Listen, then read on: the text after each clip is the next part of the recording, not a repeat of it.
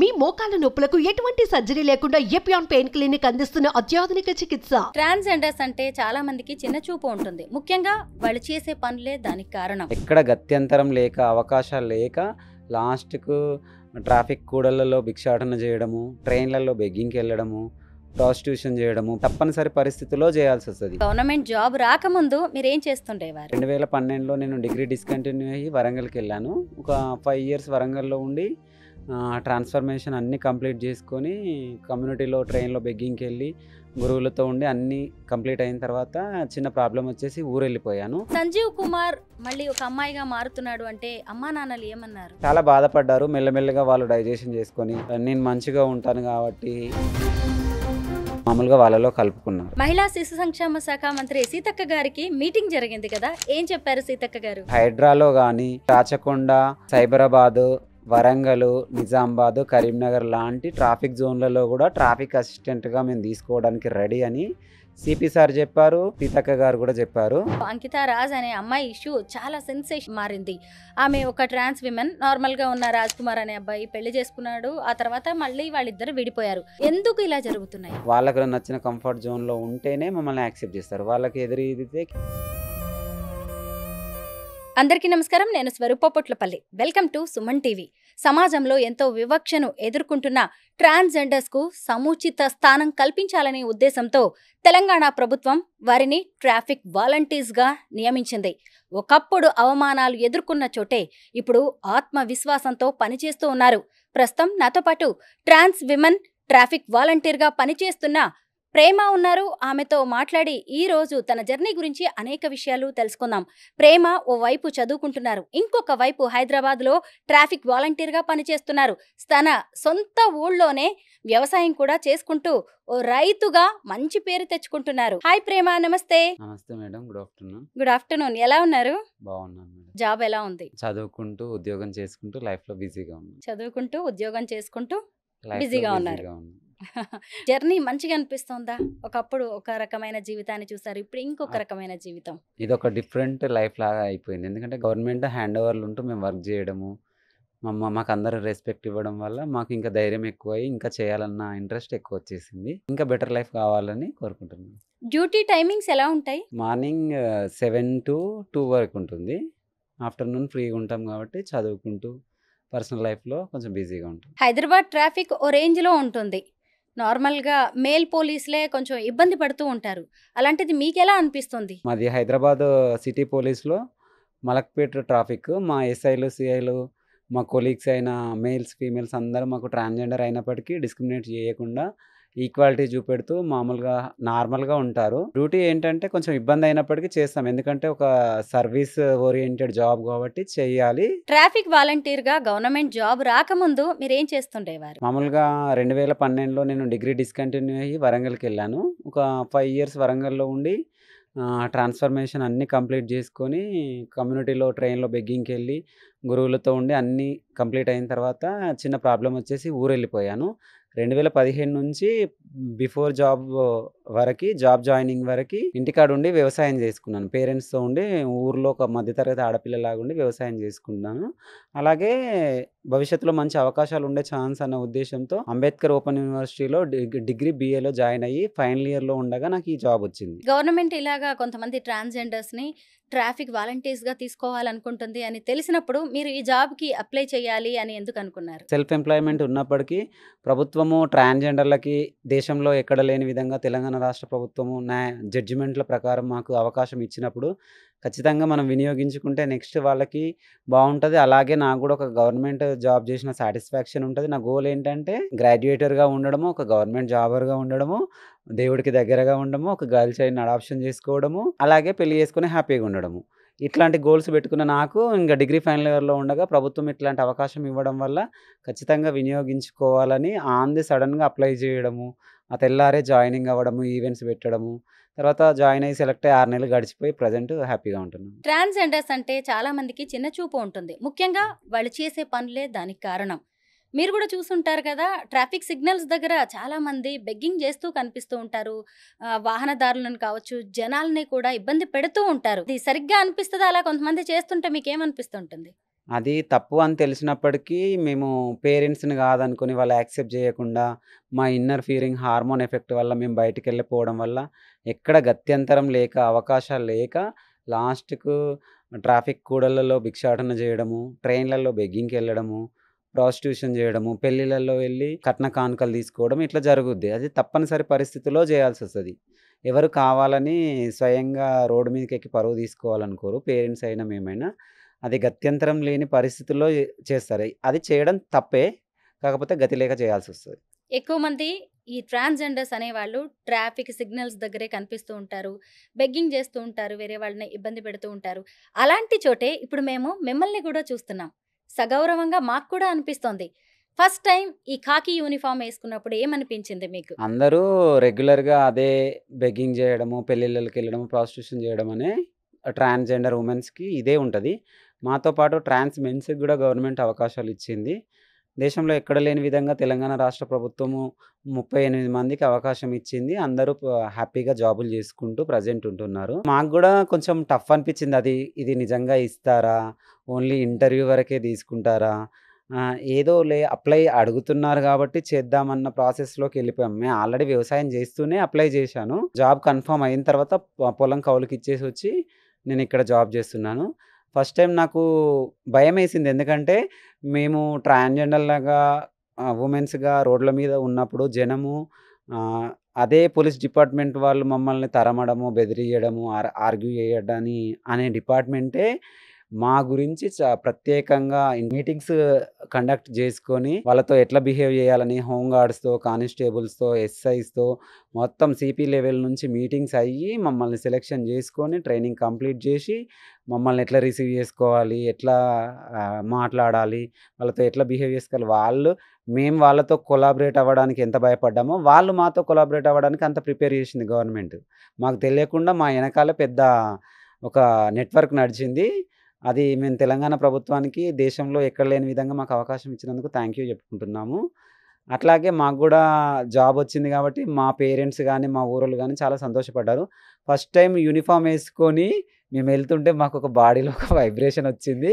అది మేమెన్నటికీ ఎక్స్‌ప్రెస్ చేయలేని ఫీలింగ్. ఎందుకంటే, ఒకప్పుడు పోలీసులను జూసి భయపడ్డ మేమే, పోలీసుల పక్కన హైరార్కీ మధ్యలో వర్క్ జేయాల్సిన సందర్భం వచ్చినందుకు చాలా థాంక్స్. అట్లా మేము జాయిన్ అయినప్పుడు మా పేరెంట్స్ గానీ, మా ఫ్రెండ్స్ గానీ, మా కమ్యూనిటీ వాళ్ళు గానీ అసలందరూ ఎక్స్‌పెక్ట్ జేయని ఫీలింగ్. అంటే ఇది ఓన్లీ గ్రౌండ్ మేము బోయి పైన మెట్లెక్కి కూర్చున్నాము. మా ప్రెజెంటేషనే కంటిన్యూగా ఉంది. రీసెంట్‌గా ప్రభుత్వము మమ్మల్ని కంటిన్యూ జేస్తూ హోంగార్డ్‌లలానే ట్రీట్ చేస్తూ ట్రాఫిక్ అసిస్టెంట్‌లా ఉంచుకొని సేమ్ హోంగార్డ్‌లలానే ప్రియారిటీ ఇయ్యాలని సార్ చెప్పినారు. అట్లాంటి రెస్పెక్టబుల్లే, అట్లాంటి సాలరీస్, అట్లాంటి కండిషన్సే మీకు వర్తిస్తాయి. మీరు బాధపడాల్సిన అవసరం లేదు. మీరు ఇట్లనే కంటిన్యూ చేస్తే ఫ్యూచర్‌లో పర్మనెంట్ చేసే ఛాన్సెస్ ఉంటాయి. మీరు కంటిన్యూ చేసుకుంటూ పోండి. వేరే వాళ్ళకి కూడా అవకాశాలొస్తాయని చెప్పారు సార్. ఈ మధ్య ట్రాఫిక్ వాలంటీర్స్‌గా జాయిన్ అయిన మీ ట్రాన్స్‌జెండర్స్‌తో మహిళా శిశు సంక్షేమ శాఖ మంత్రి సీతక్క గారికి మీటింగ్ జరిగింది కదా! ఏం చెప్పారు సీతక్క గారు? తెలంగాణ ప్రభుత్వము మీకు మంచి అవకాశాలిస్తుంది. మీరు యూజ్ చేసుకొని మంచిగా బాధ్యతను నిర్వర్తించి సేవ చేసినట్లయితే నెక్స్ట్ హైడ్రాలో గానీ, ఇంకా వేరే రాచకొండ అండ్ సైబరాబాదు, వరంగలు, నిజామాబాదు, కరీంనగర్ లాంటి ట్రాఫిక్ జోన్‌లలో గూడా ట్రాఫిక్ అసిస్టెంట్‌గా మేము తీసుకోవడానికి రెడీ అని సిపి సార్ చెప్పారు. మన మినిస్టర్ సీతక్క గారు గూడా చెప్పారు. మేమందరము సన్మానం చేయడం జరిగింది. వాళ్ళు గూడా మాకు విష్ చేసినారు. అదే కాకుండా మేము ఐడీ కార్డ్స్ ఎట్లా మార్చుకోవాలి, ఎట్లా జాబ్‌కి ప్రిపేర్ గావాలి, మళ్ళీ జాబ్స్ ఎట్లా కంటిన్యూ జేయాలి, స్టడీకి మధ్యలో ఆపేసిన వాళ్ళు కంటిన్యూ చేయడము, మా సేఫ్టీ, అట్లాగే మాకేమైనా మెంటల్‌గా, ఫిజికల్‌గా, ఎమోషనల్‌గా ప్రాబ్లమ్స్ ఉన్నాయా అన్నీ కనుక్కున్నారు. అలాగే ఇంకా మాకు రేషను, ఇండ్లు, లీవ్సు, అంటే ట్రాన్స్‌జెండర్స్‌కే గాకుండా ట్రాఫిక్ అసిస్టెంట్‌గా మాకు ఎట్లాంటి మంచి చెడులు అవసరమో అన్ని డిపార్ట్‌మెంట్‌లను పిలుసుకొని సిపి సార్ ఆఫీస్‌లో సీతక్క గారు అంతా రౌండ్ టేబుల్ పెట్టేసి అన్నీ డిస్కషన్ చేసి ఇంకా ఫ్యూచర్‌లో మంచి భవిష్యత్తు ఉందని చెప్పారు. దీన్ని మీరు కంటిన్యూ చేసుకుంటూ వెళ్తే ఇతరులకి అవకాశాలొస్తాయి. ఇట్లనే కంటిన్యూ చేసుకుంటూ ముందుకెళ్ళాలని కోరుకుంటున్నానని చెప్పారు మేడం. ట్రాన్స్‌జెండర్స్‌ను పోలీస్ డిపార్ట్‌మెంట్‌లోకి తీసుకొని మన దేశానికే ఆదర్శంగా నిలిసింది తెలంగాణ రాష్ట్ర ప్రభుత్వం. ఇప్పుడు మీ అందరిలో ట్రాన్స్ విమెన్ తో పాటు ట్రాన్స్ మెన్ కూడా ఉన్నారు కదా, అవును ఎంతమంది మేడం. ఉన్నారు? ప్రజెంట్ తెలంగాణలో చాలామంది ఉన్నప్పటికీ ప్రభుత్వము ఒక 50 మందికి అవకాశం కల్పించింది. కొన్ని వందల మంది పోటీ పడినప్పటికీ 39 మంది సెలెక్ట్ అయ్యాము. అందులో ఒక మేడము తన పర్సనల్ ప్రాబ్లమ్ వల్ల రిజైన్ చేసింది. ప్రెజెంట్ 24 మంది ట్రాన్స్ వుమెన్స్, అలాగే 14 మంది ట్రాన్స్ మెన్స్ వర్క్ చేస్తున్నారు. కమిషనరేట్ పరిధిలో కొన్ని పోలీస్ స్టేషన్‌లో కొందరు ట్రాన్స్ వుమెన్ జంటగా, ఇంకొకరు ట్రాన్స్ మెన్, వుమెన్ జంటగా వర్క్ చేస్తున్నారు. అందరూ ప్రెజెంట్ హ్యాపీగా ఉన్నారు. అలాగే ట్రాన్స్‌జెండర్ వుమెన్స్ అండ్ మెన్స్‌కే కాకుండా ఎల్‌జీబీటీక్యూ చెందిన వాళ్ళందరికీ న్యాయస్థానాలు ఇచ్చిన తీర్పుల ప్రకారం వాళ్ళకి కూడా అవకాశాలు కల్పించాలి. మేము మారి ఎంత ఇబ్బందులు పడి రోడ్డు మీదెక్కి ఎంత ఇబ్బందులు పడుతున్నామో, వాళ్ళు ఇళ్లల్లో పేరెంట్స్‌తో ఉండి స్ట్రగుల్ అవుతున్నారు. వాళ్ళకి కూడా ఎల్‌జీబీటీక్యూ వాళ్ళకి 1% రిజర్వేషన్ కల్పించినట్టయితే వికలాంగులలాగా, వాళ్ళు కూడా తల్లిదండ్రులు వదిలేయకుండా, పిల్లలు రోడ్డెక్కకుండా ఉండి, వాళ్ళు ఇంట్లోనే ఉండి చదువుకొని జాబ్ పరంగా, ఎంప్లాయ్‌మెంట్ పరంగా వాళ్ళు గూడా తల్లిదండ్రులతో హ్యాపీగా ఉండగలుగుతారు. మాకు చాలా సంతోషంగా ఉంది ప్రెజెంట్. మరి తోటి పోలీస్ ఆఫీసర్స్ నుంచి మీకు ఎలాంటి రెస్పాన్స్ అందుతోంది? వాళ్ళ నుంచి హెల్ప్ ఏమైనా దక్కుతూ ఉంటుందా మీకు? మేము మలక్పేట్ పిఎస్‌లో చేస్తాను. చాలా కోఆర్డినేట్‌గా ఉంటారు. ఏదైనా చిన్న ప్రాబ్లమ్ ఉన్నా, ఇట్లా మంచి, చెడు ఏదైనా షేర్ చేసుకుంటాము. లీవ్స్ విషయంలో, హెల్త్ విషయంలో, అప్పుడప్పుడు ఊరికెళ్ళి రావడానికి వాళ్ళు సపోర్ట్‌ఫుల్‌గా ఉంటారు. అట్లనే డీసీపీ సార్, ఏసీపీ సార్, సీపీస్ ఎప్పుడు మానిటరింగ్ చేస్తూనే ఉంటారు. ఒకప్పుడు మేము మేమే డిపార్ట్మెంట్‌లో ఉండి జాబ్ చేయడం వల్ల రోడ్డు మీద వెళ్ళే అంత పెడిస్ట్రియన్స్ గానీ, వాహనదారులు గానీ అందరూ మాకు రెస్పెక్ట్ ఇస్తున్నారు. అలాగే మేము ఇంటర్వ్యూలు అంటే ఇన్‌స్టాలో గానీ, యూట్యూబ్‌లో గానీ నేను కొంచెం హైలైట్ అయ్యాను. దానివల్ల అందరూ తెలిసిన వాళ్ళు, తెలియని వాళ్ళు అందరూ రోడ్డు వెంట వెళ్తుంటే గుర్తుపడతారు. అట్లనే రిలేటివ్స్ నుంచి గానీ, ఫ్యామిలీ నుంచి గానీ, ఊరి వాళ్ళ నుంచి గానీ, కమ్యూనిటీ నుంచి గానీ చాలా మంచి రెస్పెక్ట్ దొరికింది ఈ జాబ్ రావడం వల్ల. ప్రేమ సాలరీ ఎంతొస్తుంది? ఎలా ఖర్చు పెడుతున్నారు? అది చెప్పాలా? సీక్రెటా? వద్దులేండి, మొన్న చెప్పినాం కదా! అంతేనంటారా? అంతే. మీ జీతం చెప్పుకోవాలి అనిపిస్తే చెప్పండి. ఎందుకంటే నలుగురికి అది గూడా హ్యాపీగా అనిపిస్తది. ఇన్‌స్పిరేషన్ కదా! ప్రస్తుతం తెలంగాణ రాష్ట్ర ప్రభుత్వము హోంగార్డ్‌లకి ఇచ్చినట్టే 28,000 సాలరీ ఇస్తుంది. మాది రీసెంట్‌గా 6 మంత్స్ ట్రైనింగ్ పీరియడ్ కంప్లీట్ అయిపోయింది కాబట్టి దాన్ని ఎక్స్‌టెండ్ చేస్తూ హోంగార్డ్‌లాగా ట్రీట్ చేయడానికి 60,000 లైఫ్ లాంగ్ చేయడానికి, పొల్యూషన్ అలవెన్సెస్ ఇవ్వడానికి, అలాగే హెల్త్ బెనిఫిట్స్ గానీ, అవన్నీ ఇవ్వడానికి డిపార్ట్మెంట్ అన్నీ మాకు అనుకూలంగా, ట్రాఫిక్ అసిస్టెంట్‌కి అనుకూలంగా ప్రభుత్వం గానీ, డిపార్ట్మెంట్ గానీ చెప్పినారు. దాని ప్రకారం కొన్ని రోజుల్లో 30,000 సాలరీ ప్లస్ పొల్యూషన్ అలవెన్సెస్ ఒక 10,000 కలుపుకొని 40,000 వచ్చే ఛాన్సెస్ ఉంటది. అట్లాగే వేరే వాళ్ళకి మేమే ఈ 38 మందే గాకుండా ట్రాన్స్ మెన్స్ అండ్ వుమెన్స్‌కి ఇంకో 200, 300 మందికి ట్రాఫిక్ అసిస్టెంట్‌లుగా మరియు హైడ్రాలో అండ్ మున్సిపాలిటీలో వచ్చే ఛాన్సెస్ ఉన్నాయి. అందరూ ప్రిపేర్ అవ్వండి. ప్రేమ, మీరు ఒక అబ్బాయిగా పుట్టారు. అమ్మాయిగా మారారు. ఇప్పుడు ఏకంగా ప్రభుత్వంలోకే వచ్చారు. మీ లైఫ్ జర్నీ తెలుసుకోవాలనుంది. అసలు మీ పేరేంటి? ఎక్కడ పుట్టారు? తల్లిదండ్రులు పెట్టిన పేరు సంజీవ్ కుమార్. మాది పల్లెటూరు, జగిత్యాల జిల్లా, ఎండపల్లి మండలం, చెర్లపల్లి గ్రామము. మా అమ్మ, నాన్న జుంజిపల్లి హనుమాన్లు, జుంజిపల్లి లింగమ్మ. మా నాన్న రిటైర్డ్ సింగరేణి ఎంప్లాయీ. ఒకప్పుడు వ్యవసాయం చేసేది. ప్రభుత్వ స్కూళ్ళలో చదివాను చిన్నప్పుడు. జెడ్‌పీహెచ్‌ఎస్ స్కూల్ గుల్లకోటలో చదివాను. ఇంటరు గోదావరిఖనిలో చేశాను. డిగ్రీ జగిత్యాల ఎన్ఎస్‌వి డిగ్రీ కాలేజ్‌లో జాయిన్ అయ్యాను. డిగ్రీ సెకండ్ ఇయర్‌లో ఉండగా నేను ఒక మేల్ బాడీలో అరెస్ట్ అయిన ఫీమేల్ అని అనిపిచ్చేసి మా వరంగల్‌లో మా కమ్యూనిటీలో జాయిన్ అయింది. తర్వాత కంటిన్యూగా చేంజెస్ చేసుకొని వ్యవసాయం చేయడము. తర్వాత అవకాశం వల్ల ప్రభుత్వంలో ఈ స్థానంలో ఉన్నాను. నార్మల్‌గా ఇంట్లో ఒక కొడుకు ఉన్నాడు అనుకుంటారు. ఆ కొడుకు కూతురుగా మారుతున్నారంటే ముందుగా తల్లిదండ్రులే ఒప్పుకోలేరు. కుటుంబమే ఒప్పుకోదు. సంజీవ్ కుమార్ మళ్ళీ ఒక అమ్మాయిగా మారుతున్నాడు అంటే అమ్మా నాన్నలు ఏమన్నారు? నేను 2012లో 22 ఇయర్స్ ఉన్నప్పుడు చేంజ్ చేయడం జరిగింది. మేల్ టు ఫీమేల్ లాగా ట్రాన్స్‌జెండర్‌లా మారడం జరిగింది.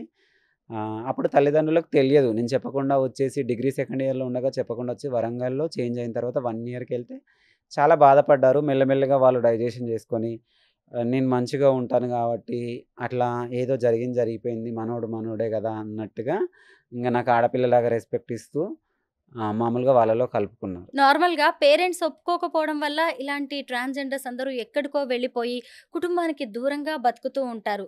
ప్రాస్టిట్యూషన్ లాంటి రాంగ్ రూట్‌లోకి కూడా వెళ్తూ ఉంటారు. అలాంటిది మీరు మళ్ళీ సొంత ఊరికి వచ్చేసి అమ్మా నాన్నని మెప్పించి వ్యవసాయం చేసుకుంటూ సొంత ఊళ్ళోనే తలెత్తుకొని బతుకుతున్నారు. మరి ఊరి వాళ్ళు ఏమంటూ ఉంటారు? మీ గ్రామస్తుల రెస్పాన్స్ ఎలా ఉంటుంది? 50% యాక్సెప్టెన్స్ ఉండదు. ఎందుకంటే వాళ్ళ క్యాస్ట్ ప్రాబ్లమ్ గానీ, ఫైనాన్షియల్ ప్రాబ్లమ్ గానీ, రెస్పెక్ట్, సోషల్ ప్రాబ్లమ్ అని పేరుతో తల్లిదండ్రులు దూరం పెట్టడం, మేము వాళ్ళకి భయపడి ఎళ్ళకుండా ఉండడము.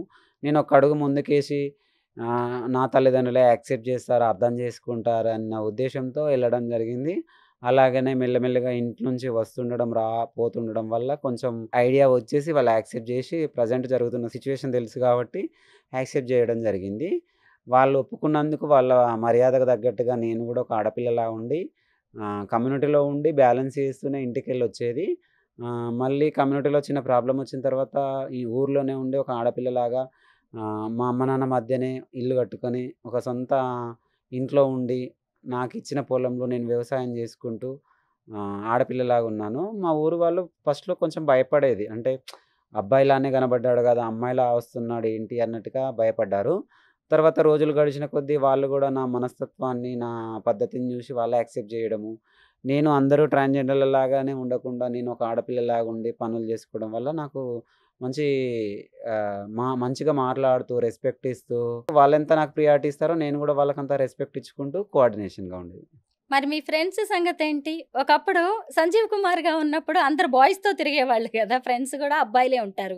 మరి ఇప్పుడు ఒకేసారి అమ్మాయిగా వచ్చారు. మరి ఇప్పుడు అమ్మాయిలతో ఫ్రెండ్‌షిప్ జేస్తున్నారా? నాకు ఫ్రెండ్స్ అందరున్నారు. అబ్బాయిలుంటారు, అమ్మాయిలుంటారు. కాకపోతే ఏందంటే హ్మ్, స్కూలింగ్‌లోనూ పెరిగే ఏజ్‌లోనూ ఉన్నప్పుడు అబ్బాయిలు కొంచెం ఎందుకంటే గే ఫీలింగ్స్ ఉంటాయి కాబట్టి రెస్పెక్ట్ ఇవ్వకుండా కొంచెం అవాయిడ్ జేస్తారు.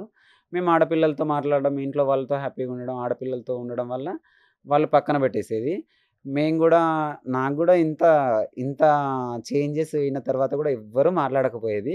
రీసెంట్‌గా జాబ్ వచ్చిన తర్వాత అందరూ గ్రూప్‌లో యాడ్ చేసుకొని నార్మల్‌గా మంచిగా మాట్లాడుతూ ఏదో జరిగింది ఏదో జరిగిపోయింది. ప్రెజెంట్ అయితే నీ లైఫ్ హ్యాపీగా ఉంది గదా! అన్నట్టుగా ఇప్పుడు ఆడపిల్లలు గాని, తెలివనోళ్ళు, తెలిసినోళ్ళు అందరూ మాట్లాడుతున్నారు. ఫ్రెండ్స్ గాని, రిలేటివ్స్ గాని అందరూ మాట్లాడుతున్నారు. ప్రేమ పెళ్లి కూతురు ఎప్పుడవుతుంది? లవ్ ప్రపోజల్స్ ఏమైనా వస్తూ ఉంటాయా? పెళ్లి చేసుకునే ఉద్దేశం ఉందా? ఆల్రెడీ ప్రెజెంట్ ఒక అబ్బాయితో లివింగ్‌లో ఉన్నాను. ఓహ్! ఇంకో 2 ఇయర్స్‌లో పెళ్లి చేసుకునే ఛాన్సెస్ ఉంది. హ్మ్. దానికి గూడా మా పేరెంట్స్ ఒప్పుకునే ఛాన్సెస్ లేవు. కానీ ఒప్పియడానికి ఈ 2 ఇయర్స్‌లో ట్రై చేస్తాను. ఆల్రెడీ నేను డిగ్రీ ఫైనల్ ఇయర్ చేస్తున్నాను. ఎస్ఐ జాబ్స్ గాని, సివిల్స్ గాని ప్రిపేర్ అవుతున్నాను. ఏదైనా ఇంకా మరింత ప్రభుత్వ ఉన్నత ఉద్యోగం సాధించి పీజీ కంప్లీట్ చేసుకొని వెల్ సెటిల్డ్ అమ్మాయిలాగా మంచి అబ్బాయిని పెళ్లి చేసుకోవడానికి రెడీగా ఉన్నాను. ప్రస్తుతం లివింగ్‌లో ఉన్నాను. ప్రస్తుతం లివ్-ఇన్‌లో ఉన్నారు. Very nice. Thank you. ఇంకొకటి ఏంటి అంటే చాలామంది ట్రాన్స్ విమెన్ మోసపోతున్నారు. ప్రేమ పేరుతో, పెళ్లి పేరుతో కొందరు దగ్గరై వాళ్ళని మోసం చేస్తూ ఉన్నారు. ఈ మధ్య కాలంలో అంకితా రాజ్ అనే అమ్మాయి ఇష్యూ చాలా సెన్సేషన్ మారింది. ఆమె ఒక ట్రాన్స్ విమెన్, నార్మల్‌గా ఉన్న రాజ్ కుమార్ అనే అబ్బాయి పెళ్లి చేసుకున్నాడు. ఆ తర్వాత మళ్ళీ వాళ్ళిద్దరూ విడిపోయారు. ఇలాంటి కథలు మీ చుట్టూ చాలా జరుగుతూ ఉంటాయి. ఎందుకు ఇలా జరుగుతున్నాయి? అందరూ ట్రాన్స్‌జెండర్ వుమెన్స్‌ల జీవితంలో జరిగే కామన్ ఇది. ఒక అబ్బాయిలాగా ఇంట్లోంచి వెళ్ళిపోవడం, పేరెంట్స్‌ని వదలడము, కమ్యూనిటీ వాళ్ళకి దగ్గరుండడము, హార్మోన్స్ వాడుతూ సర్జరీలు చేయించుకుంటూ ఆడపిల్లలాగా మారిపోవడము. తర్వాత మాకు ప్రేమ, కేరింగ్ దొరికేసరికి ఒక అబ్బాయిలని నమ్మడము. వాళ్ళు ఫస్ట్ ప్రేమ అనుకుంటూ శారీరకంగా, మానసికంగా, ఆర్థికంగా వాడుకుంటూ వాళ్ళకి నచ్చిన కంఫర్ట్ జోన్‌లో ఉంటేనే మమ్మల్ని యాక్సెప్ట్ చేస్తారు. వాళ్ళకి ఎదురీదితే కేసులు పెట్టాలి, పోలీస్ స్టేషన్ మెట్లెక్కాలి, గొడవలు చేయాలి, ఇంటర్వ్యూలు ఇవ్వాలి, సూసైడ్‌లు చేసుకొని చచ్చిపోవాలి. అందరు ట్రాన్స్‌జెండర్‌ల జీవితంలో ఉండే రొటీన్ ఇది. కాకపోతే ఒక్కొక్కరిది ఒకలా ఉంటుంది. వాళ్ళు గూడా వాళ్ళ అవసరం ఉన్నంత వరకు వాడుకోవడం వదిలేయడము. మేము గూడా పేరెంట్స్‌ని వదలడము. ఒకరుంటారు లైఫ్ లాంగ్ అన్న ఉద్దేశంతో వాళ్ళతో బాగున్నప్పటికీ, వాళ్ళ అవసరం ఉన్నంత సేపు బాగుండి, వాళ్ళ అవసరం తీరాక వదిలేస్తారు. నన్ను గూడా ఒక అబ్బాయి మోసం చేశాడు. నేను ఎంతవరకు పోరాడాలో అంతవరకు పోరాడి, ఏం చేయాలో అది జేసి నేనిప్పుడు ప్రెజెంట్ వ్యవసాయం చేసుకుంటూ, జాబ్ చేసుకుంటూ ప్రెజెంట్ 90% హ్యాపీగా ఉంటున్నాను. కొత్తగా ట్రాన్స్‌జెండర్స్‌గా మారాలనుకునే అమ్మాయిలకు గాని, అబ్బాయిలకు గాని ఏం చెప్తారు మీరు? ఇప్పుడు కొత్తగా మారాలనుకున్న వాళ్ళు ఉంటే పేరెంట్స్‌ని యాక్సెప్ట్ చేయించి, ఫ్యామిలీని ఒప్పించి, ఇంట్లోనే ఉండి, హార్మోన్స్ వాడి, ఇష్టముంటే అమ్మాయిలా మారడం, లేకుంటే అట్లనే అబ్బాయిలాగా ప్రొలాంగ్ చేసుకొని, మంచిగా చదువు కంటిన్యూ చేసుకొని, ఇష్టమైతే సర్జరీలు చేయించుకొని ఇంట్లోనే హ్యాపీగా ఉండండి. రాబోయే రోజుల్లో ప్రభుత్వాలు ట్రాన్స్‌జెండర్‌లకి, ఎల్‌జీబీటీస్‌కి మంచి రిజర్వేషన్ ఇచ్చి ఉన్నత స్థానాలు అధిరోహించడానికి అవకాశాలు ఇస్తున్నారు. దానికి బెస్ట్ ఎగ్జాంపుల్స్ మేమే.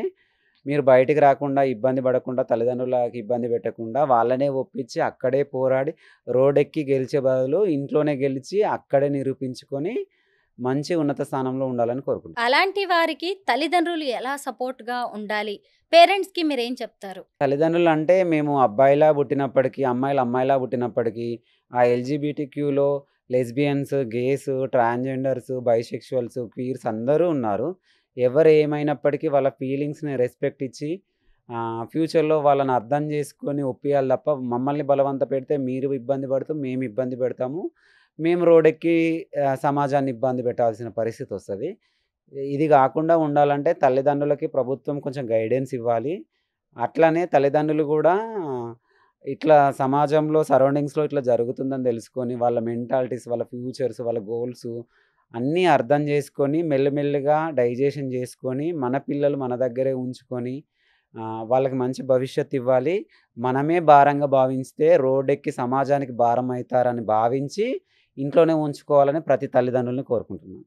మీరు ట్రాఫిక్‌లో డ్యూటీ చేస్తున్నప్పుడు ఎవరైనా కామెంట్స్ చేయడం, టీజ్ చేయడం లాంటివి జరుగుతుంటాయా? 90% ఎవ్వరు కామెంట్ జెయ్యరు. సిటీలో అందరూ చదువుకున్న వాళ్ళు, వెల్ ఎడ్యుకేటర్స్, ఎంప్లాయీసే వస్తారు గాబట్టి అందరూ రెస్పెక్టబుల్‌గా నమస్తే మేడం అనుకుంటూ రెస్పెక్ట్ ఇచ్చుకుంటూనే ఎళ్తారు. ఎవరో కొంచెం చీటర్స్, రౌడీలు అట్లా చిల్లర చిల్లర కామెంట్ జేసుకుంటూ ఎళ్తారు. మేము అవి పట్టించుకోము. ఎందుకంటే మా పని మేము జేసుకున్నామా, మా లైఫ్‌లో మేము హ్యాపీగా ఉన్నాము. ఏదైనా ప్రాబ్లమ్ వచ్చినప్పుడు మేము హైయర్ అఫీషియల్‌కి చెప్పుకుంటాం. ఫైనల్‌గా మీ లైఫ్ గోల్ ఏంటి ప్రేమ? ఫ్యూచర్‌లో మరింత చదువుకుంటూ ఉన్నత ఉద్యోగం సంపాదించి, మరింత ఉన్నత స్థానంలో ఉండడానికి నా వంతుగా నేను ప్రయత్నిస్తాను. ఒక ట్రాన్స్ విమెన్‌ని ఇలా ఖాకీ డ్రెస్‌లో ఎంతో సెల్ఫ్ రెస్పెక్ట్‌తో చూడడం అనేది చాలా బాగా అనిపిస్తోంది. All the best Prema. Thank you madam.